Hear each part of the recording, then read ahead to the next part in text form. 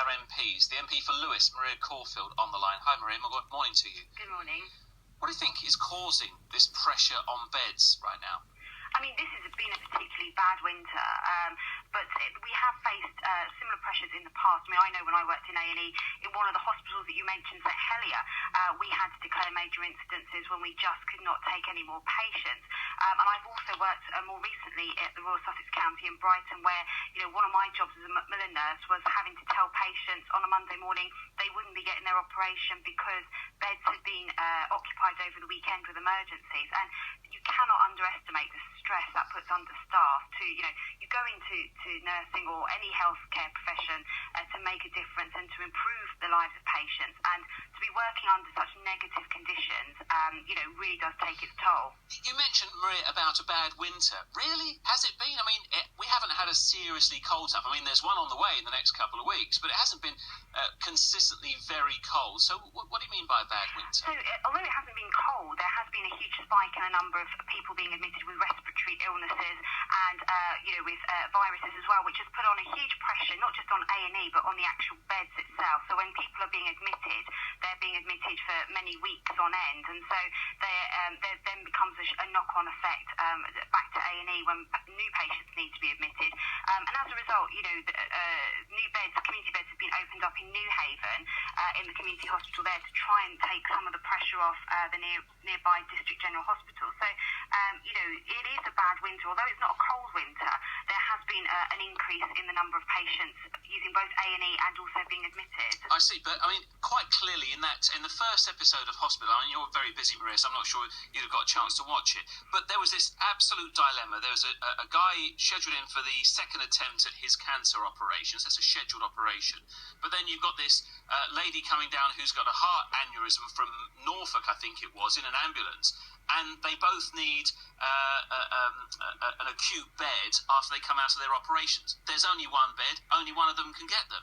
So the whole team waiting for the cancer operation gets delayed for the day, and in the end they do no work, the operation gets cancelled, and the patient's sent home again. So what's the solution to a situation like that? I mean, it's a very difficult situation, and it's not a new situation. Health professionals, especially with ITU beds, there's been a shortage for many, many years. And it does make it a very challenging job and stressful for staff, but also for the patients. I looked after patients who had their operations cancelled 2 or 3 times before they eventually got it. And the psychological distress for those patients is immense at a time which is a difficult time anyway.